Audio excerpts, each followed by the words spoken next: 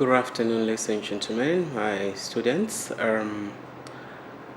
My name is Tedious Shikukuma, and I will be with you for an hour or so to do the presentation on the subject TMA12, and our presentation will be based on the content, actually, what is covered within this module. To start with, I usually want us to start with the action verbs. The verbs are to be found at the very beginning of your module, and then these verbs are used in order to construct the questions. The questions are formed or constructed by making use of the verbs that we are going to have a look at. The reason why we are looking at these verbs is just to guide you or to enlighten you on how, the meaning, actually, because we are going to look at the meaning of the words or the action verbs, because once we have a clear understanding of the verbs or the action verbs, you are not going to struggle to answer the questions, because these are guiding words that will tell you what is that you need to do, what is that you need to perform, what is that you have to write in order for you to perform or to get good marks for that question, because you cannot analyze if the question says describe. So there should be a distinction, there should be a difference between the two words or between these type of words. So it's against the background that we are going to have a look at the action verbs or words that are used in order to construct the questions. So these are the words that come first. And as I have said it earlier, these words are not found somewhere apart from your book at the very beginning of your module. So ladies and gentlemen, let's look at the words one by one. Analyze. If the question requires you to analyze, what are you doing? You're trying to examine information in detail. Examine information in detail. Okay. Calculate.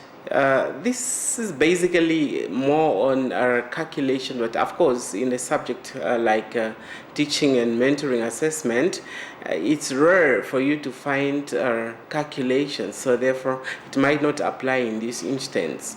But actually, should it come, what you have to understand is calculate here means a numerical answer from given figures. And then the word comment, as it's stated, you should discuss briefly by giving positive as well as the negative points in that particular item. Compare. Here you are making comparisons, which means that you draw a conclusion about similarities and differences. Similarities and differences of a certain phenomenon. Contrast. You should look only for similarities, nothing else. But here your focus is only on similarities. And then we have the verb criticize. If you are criticizing, what you are doing, you give reasonable judgment after weighing the facts carefully. So you have to weigh the facts, and then it's when you can, give the reasonable. But remember, it says reasonable judgment. Okay, should it come in an exam or in an assignment, then you know what is that you are required to do.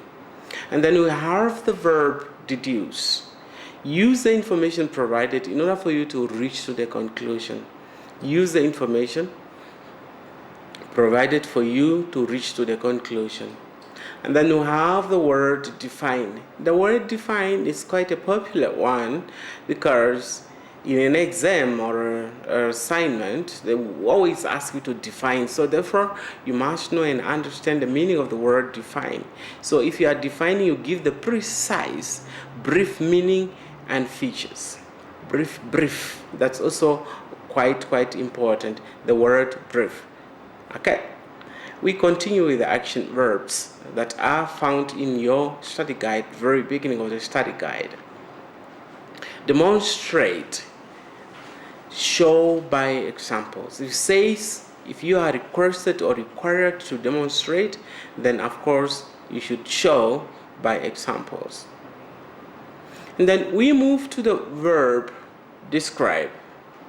If you are required to describe, and this one is also one of the verbs that should always be present in a question paper.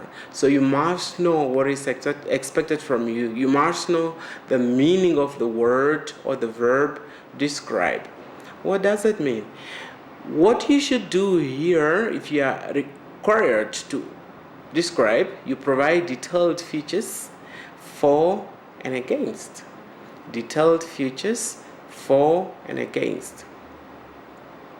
And then we talk about the word or the verb determine. Use provided information in order to work out the answers. The information is already provided. What you have to do is just work out the answers. That's what it means by saying determine. And then we have the verb distinguish.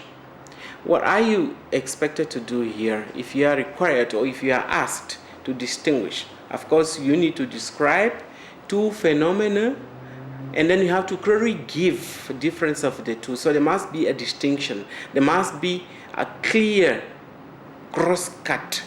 What is that? What are those two? What are the difference of the two phenomena that are given before you? So that's what it means to distinguish. You describe two phenomena, and then you give the difference of the two, which is which.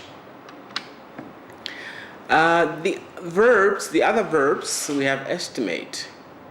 If you are asked to estimate, you give the impact of something. And then we have the verb evaluate. What are you expected to do? You should determine the value of something as per criteria that are set, that are in place. You should determine the value of something as per set criteria. And then we have the word or the verb explain. That's also a verb which does not miss in any of the question papers. Explain, what does it mean? You should describe by indicating relationships between things.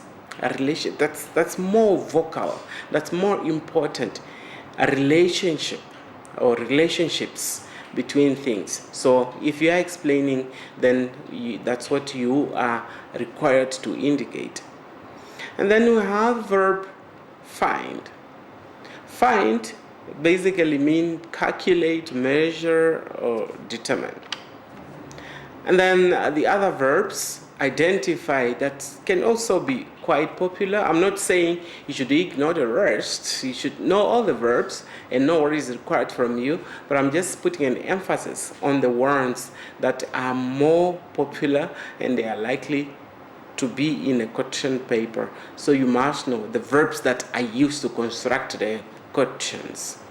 So if you are identifying, you recognize and name. As simple as that. And then we have the verb illustrate. Describe with examples. Describe with examples. So examples, that's very, very important. You have to bring it on board. And then we have interpret. If you are to interpret, then you describe something, explaining the meaning or explain the meaning of graphical information. In most cases, you describe something and then explain the meaning of graphical information. Excuse me. The verbs continue. We have examine. What does it mean? Identify detailed features of something. You should be able to identify details of features of something. And then list. This is very, very simple because you're just going to list. You're just going to give facts, you name, objects. It's very, very simple because you just give a list of those particular items or facts. Outline. Give an overview and indicate the main features. You give an overview, but you still have to indicate the main features. That's what it means by outline. So this is also one of the popular verbs that you need to be on the lookout and make sure that you understand the meaning. And then we have summarize. This one means focus on main ideas without examples. So you don't have to beat around the bush here, you just have to go straight on the main ideas, but you don't have to bring in examples if the question requires you to summarize. Okay, ladies and gentlemen, now we are moving to the presentation, the content itself. You have to bear with me here because it does not mean that I'm going to bring out the study guide out and then present it here. What I'm going to give you is just the guidelines for you to know, or for you to know the areas that you need to concentrate on when it comes to this the content of this subject. But it doesn't also necessarily mean that you should only confine yourself to those slides or to what is presented. But as an educator, aspiring educator to be, you have to look at many venues, explore many venues, and then you will be able to expand your knowledge as a teacher, because as a teacher, you know, you are a role model, and the learners are looking at you, that you are able to transfer the skills and the knowledge that you have, regardless of what subject that you are teaching. So you are a source of information.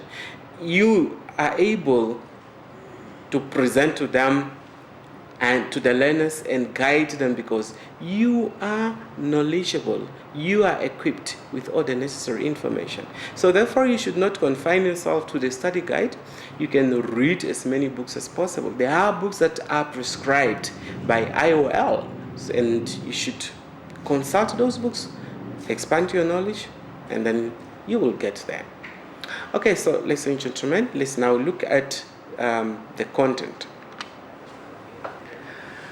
The purpose of assessment and evaluation is not news to you because you are a teacher and you are maybe you are aspiring, you are upcoming, you are a person who wants to become a teacher. Perhaps you are not employed yet, but something that you have to know, something that you were exposed also when you were a student or when you were a learner in high school, in primary school.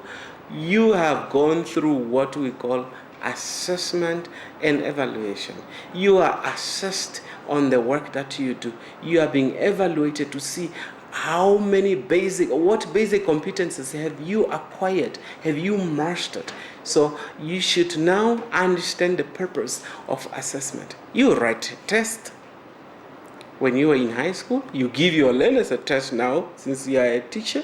Why? What is the purpose? What is the purpose of giving a test?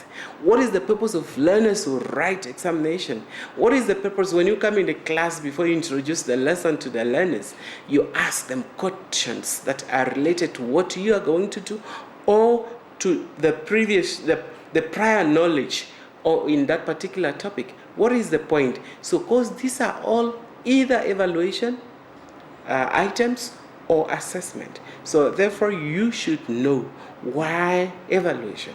Of course, to test whether the learners have met the basic competences, whether they have they are able to answer questions that are related to that particular topic, because at the end of the day, they are aims and objectives of those particular learning objectives. There must be purpose, there must be outcome. What is that they are aiming to achieve? So you need to expand this and understand it in two perspectives: assessment and evaluation. What is it first, and what is the purpose? Because you cannot just jump to the purpose if you don't understand what assessment is, you don't understand what evaluation is.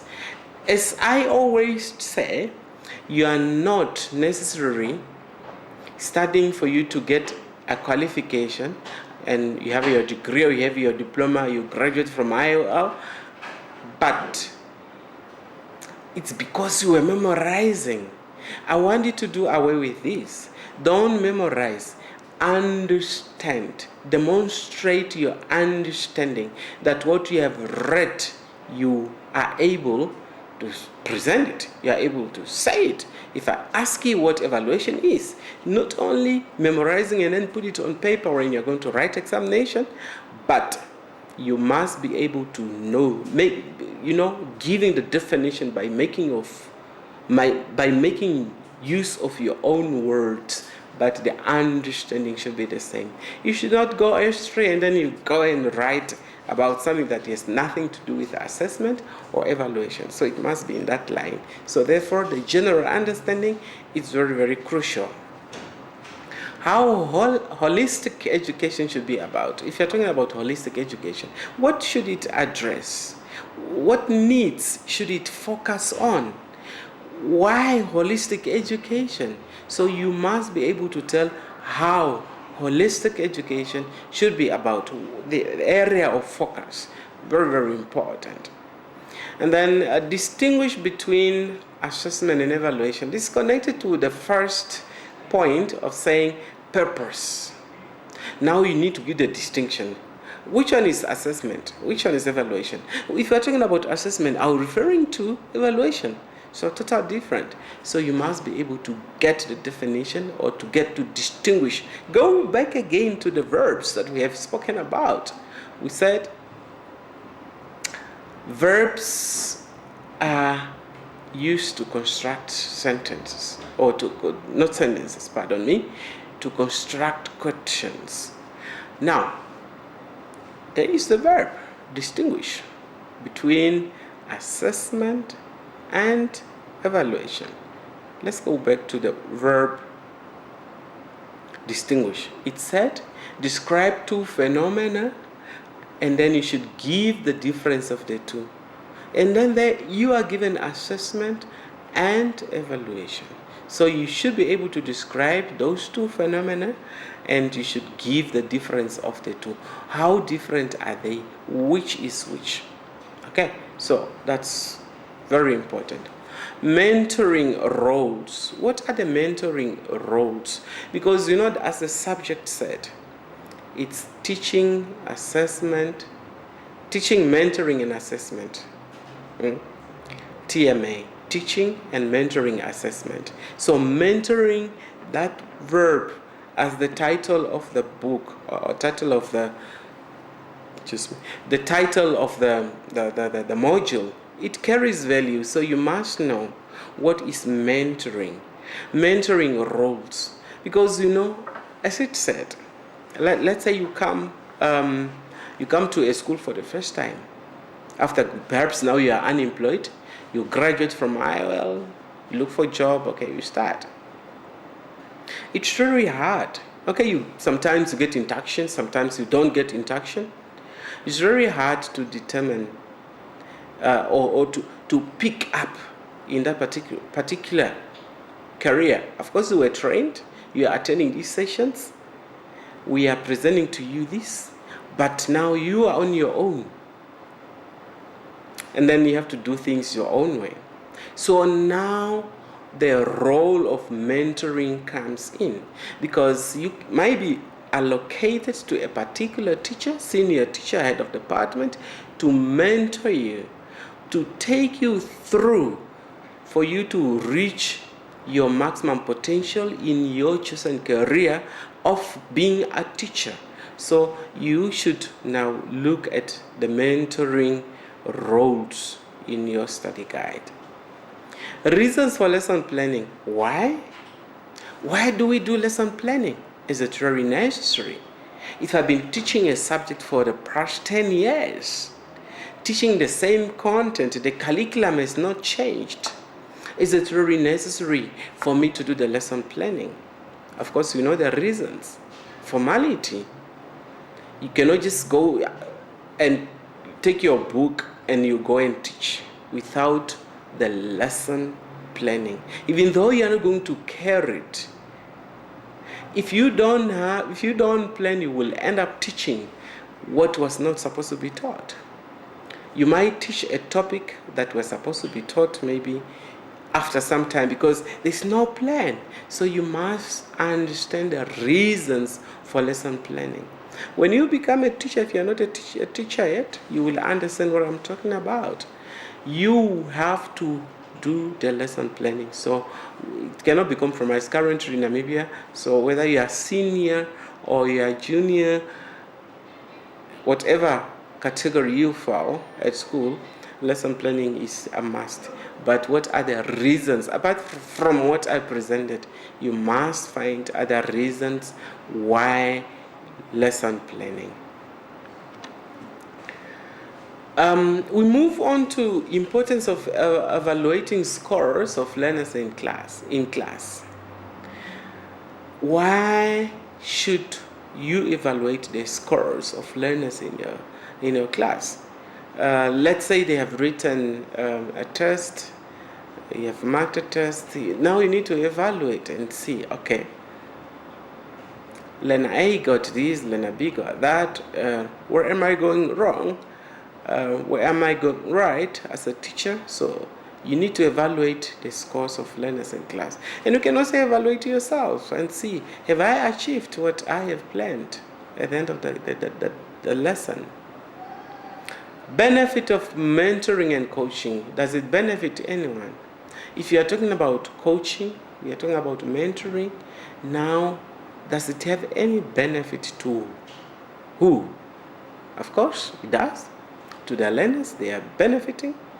And to you as a teacher, when you are being coached and mentored by your mentor that is allocated to you at a particular school, you'll be able to pick up yourself, focus, see good examples from your mentor, and then at the end of the day, you will have that self-motivation. And that motivation that you have will drive you to perform quite well in your subject delivery, and then in the end, you will be able to transfer it to the learners. The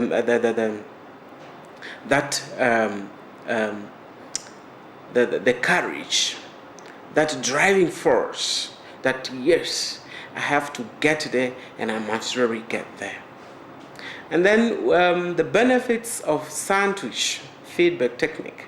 This is a certain technique that is used as a part and parcel of giving feedback. So you must know what are the benefits of this particular technique. It's selected one. Why that? Why sandwich? Why is it called sandwich? And how does it work? Okay, so you should be able to tell once you go through and you prepare thoroughly for this particular item. And we have the characteristics of effective mentors. You know, not everyone can be a mentor because people are having different characteristics. So therefore, at school, the people, if you are a teacher and you are allocated with a mentor, it's because these people have been thinking it thoroughly and they know they give the best allocation to you. They give you the best mentor. So the person, the mentor, must have certain characteristics for a person to be effective. What are these characteristics that we are referring to? Maybe the person has a calm personality, the person is understanding, the person is self-confident, the person is approachable. You know, there are a lot of characteristics that are given in your books that you'll be able to present. Define continuous assessment. Quite interesting. We were just talking about assessment and evaluation. So you must be able to define which one is continuous assessment, because there is summative assessment also and some other types of assessment. But if you're talking about continuous assessment, CA, that's a quite well-known words in the teaching profession. CA. You assess the learners throughout the year continuously, giving them tests, homework, classwork, and the work is recorded. That's what we call continuous assessment. So therefore, you must be able to get the definition. And remember the verbs that we were talking about? In our society, this is a very popular one. Define, give the definition, precise meaning of a phenomenon. So take note. abilities of critical thinking. Everybody thinks. At times you think, yes, but you don't think critically. So at times we are required to think critically. So now you should look at that particular item, the abilities of critical thinking. Difference between formal and informal continuous assessment. Formal, if you are talking about formal, in a formal way, in an organized manner, but it doesn't mean that informal, it's not organized. It depends on how you're doing it and what atmosphere. Okay, so you should now give the difference. If you're talking about formal, what are we referring to? An informal continuous assessment, which is which? So consult your book. And we move on to the characteristics that shape society. I remember when I was growing up, my parents would tell me it takes the whole village to bring up a child. So now, there should be certain, what is happening now is different because people are getting confined to their own territory and they don't want to get involved with other people. Now, there should be certain characteristics that shape society. The society should have boundaries. It should have rules and regulations where they are relying on and they are basing their morality on those characteristics. So please, you should revisit that and get a picture of what I'm talking about. Because the society should be shaped in a certain way based on certain characteristics for it to follow certain trends. There are things that they are allowed to do, there are things that they are not allowed to do, etc.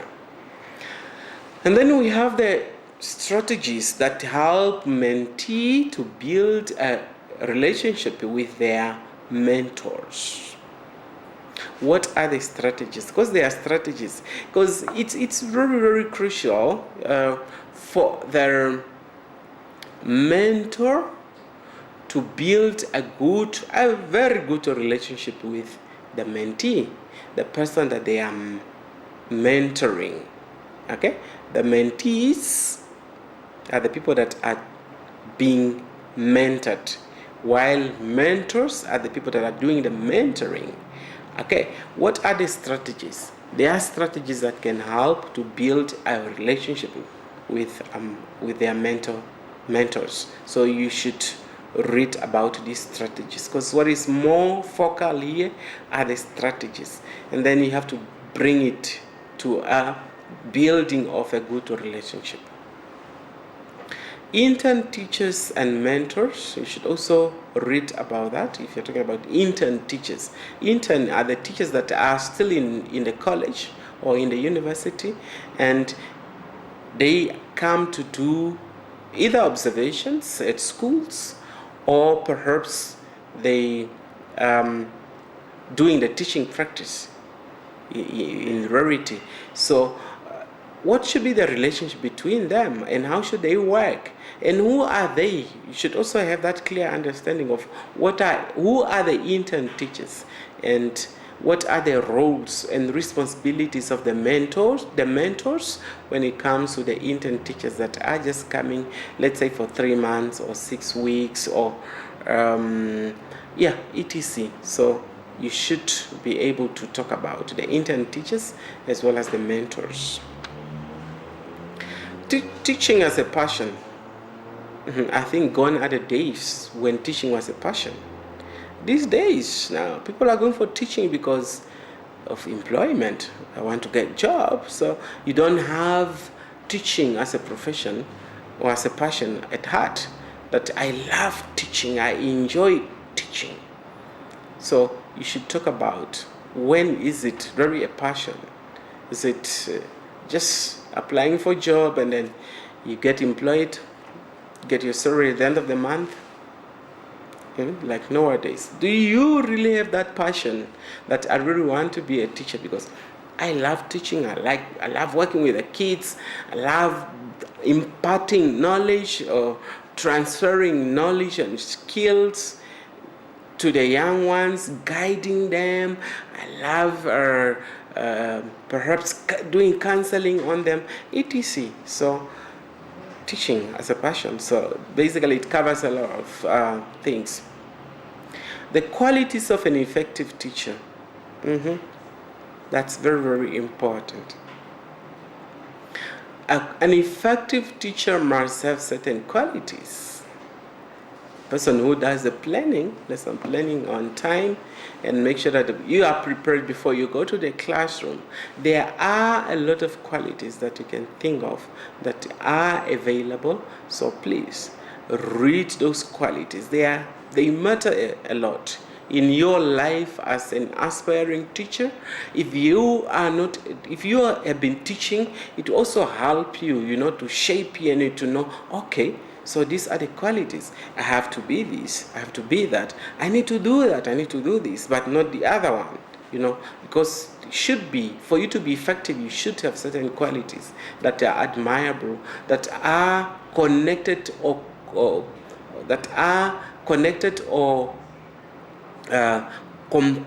compacted to the teaching profession as a career. Criteria of a good assessment. Yes, we do the assessment on daily basis, perhaps, but not all the assessments are good. If an assessment is good, then it should have certain criteria. Let's talk about, for example,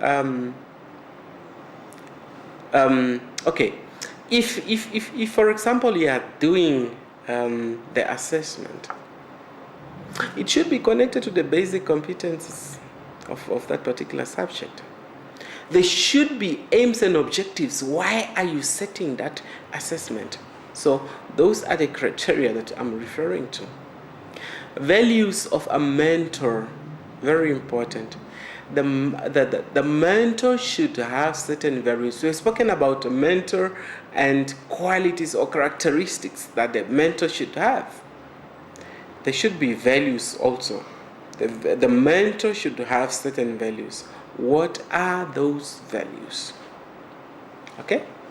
Exemplary, focused, not somebody who can get involved in petty issues at school, who is ever complaining, who does not want to adhere to the rules that are set by the Ministry of Education and stuff. So there must be certain values of a mentor. And the features of a supportive or democratic style. We have different kinds of styles, or leadership styles perhaps. What are the features of what democratic style? So you should read and get to the core, to the understanding of those features. Because what matters most here are features. But remember, features, not just general features, but they are connected to supportive and democratic style. Mentoring on long working hours. Sometimes, schools are having different cultures. Some schools, it depends on their leadership as well. Because you go to a certain school, teachers are doing whatever they want, and they are not being reprimanded for the wrongdoing. A teacher comes late at school, for example, nothing is happening. A teacher leaves earlier, nothing is happening. A teacher stays longer, no appraisal, and stuff like that. So, but there are schools that are having rules and regulations that have to be adhered to by any individual teacher that is joining that particular stuff. That culture carries value. For example, maybe teachers are knocking off at 4 o'clock at that school, and now you come as a new teacher, you want to go at 12 o'clock. So So I'm bringing in the issues of mentoring on long working hours. Doesn't mean, a teacher, you are 24/7 on duty. Weekends, you can work. Wherever the learners find you, can pose a question to you. Of course, I know you're going to say, no, this is not the right platform for you to ask me such a question. But as a teacher, you are on duty 24/7. Okay, we continue with the presentations. Mostly, as I've said, the title of this module, there is an element of mentoring, so we cannot escape away from the word mentoring. Mentors and leap. It's somewhere towards the end of your module, or maybe in the middle, so you should learn about LEAP. Supporting a mentor, a mentee, because a mentee should also be supported. He needs support, or she needs support. Let's say the person is allocated to you and there's no other support that is coming from maybe the top the supervisor of the mentee. So it's also discouraging. But a principal should also help to make sure that the mentees are also getting the necessary support that they need. Because you are not employed as a mentee only. You are also a teacher, or maybe a head of department. You also have your activities that you are carrying out apart from mentoring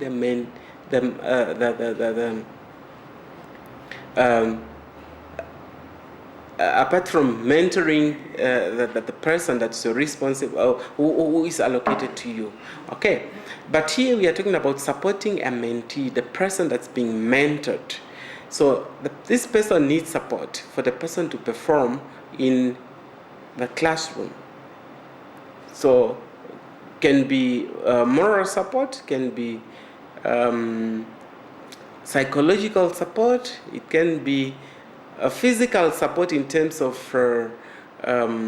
teaching and learning aids. So the mentor should support the mentee, but the mentor also needs support from the supervisor for him or her to carry out the activities that are allocated to him or her in terms of mentoring.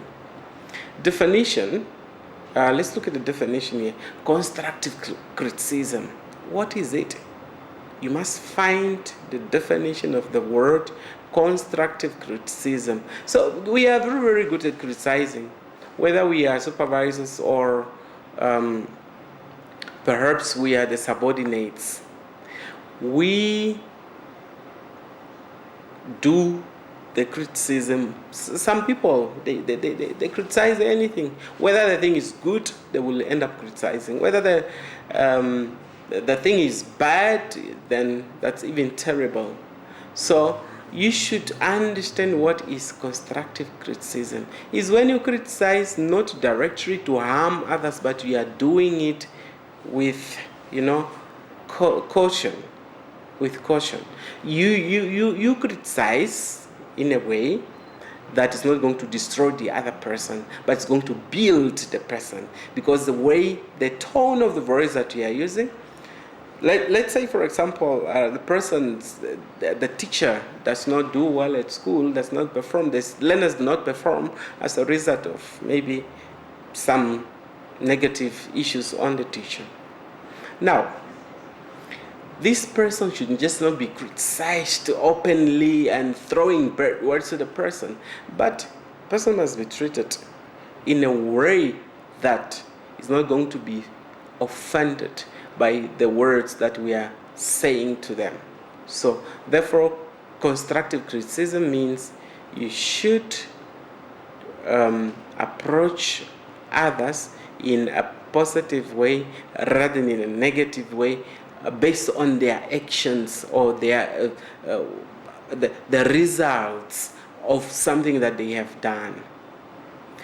Build a rapport with mentees. It's good, to build that good relationship with their mentees, so that the person can always come back, and if the person is stuck on something, can come back and ask for advice because of that good relationship that you have established between you as a mentor with and the mentee, the person that you are mentoring.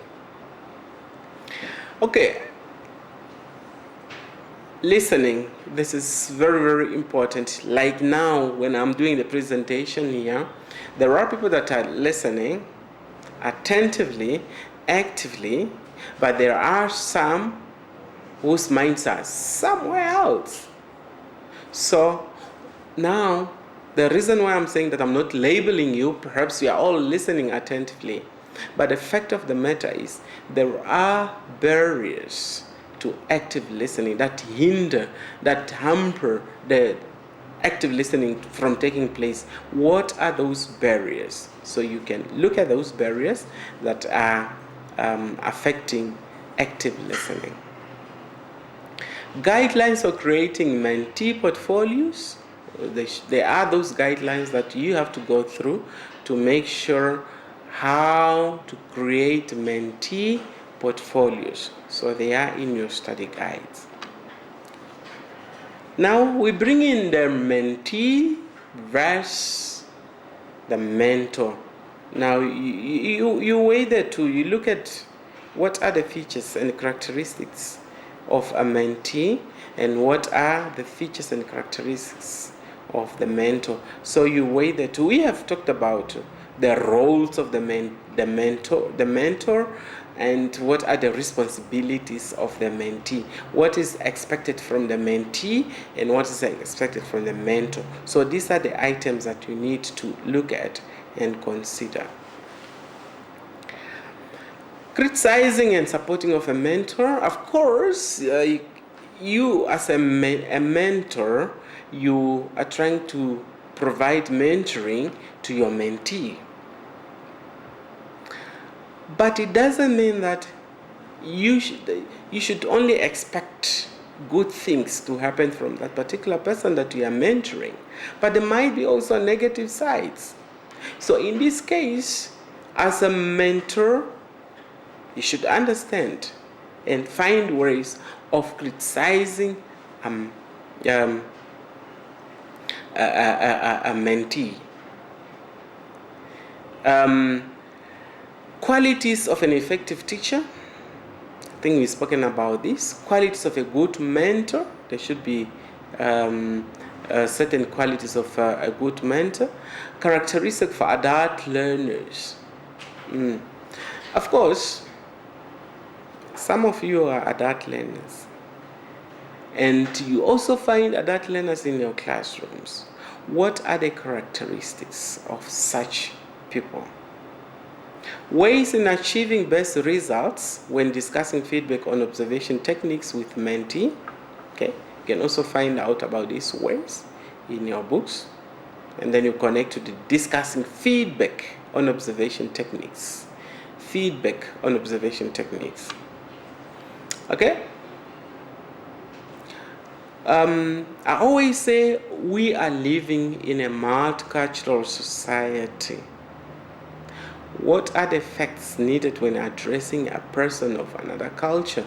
Because, sometimes we address according to our own culture and we don't know the culture of the other person, and we don't know if what we are saying is going to curse. Maybe it's an offense to the other culture, the way we do things.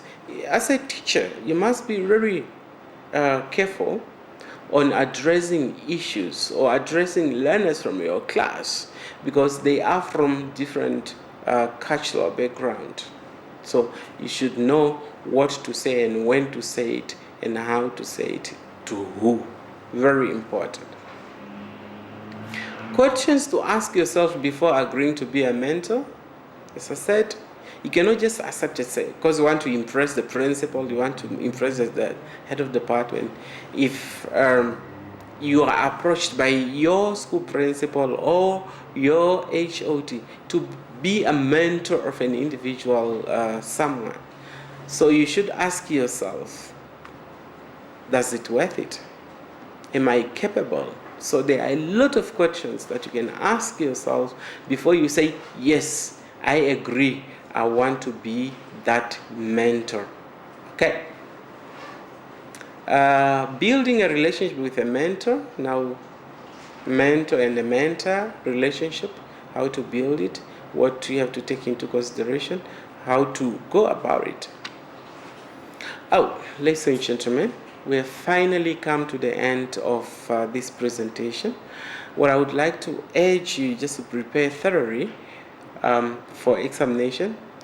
Please revise all the units. Don't confine yourself to the presentation only. If maybe something is not presented to you and say, I can't look at that.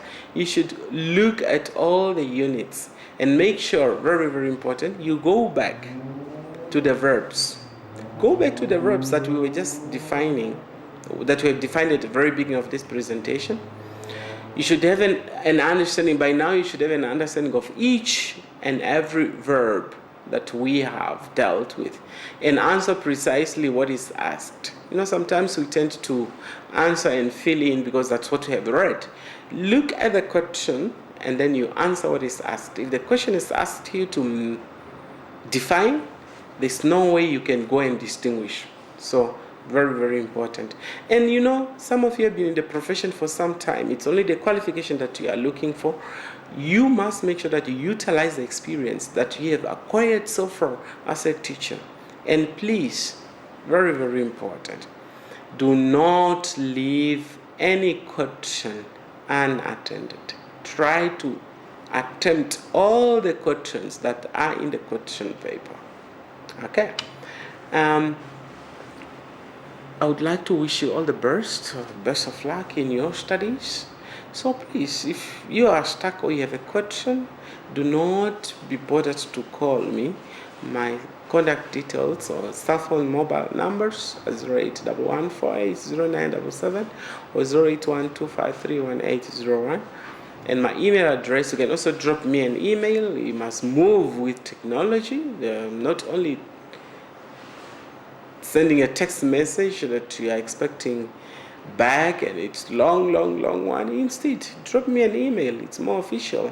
Then I will be able to respond to your queries. And my email is t_shikukumu@yahoo.co.uk. I would like to thank you for your attention and best of luck in your study.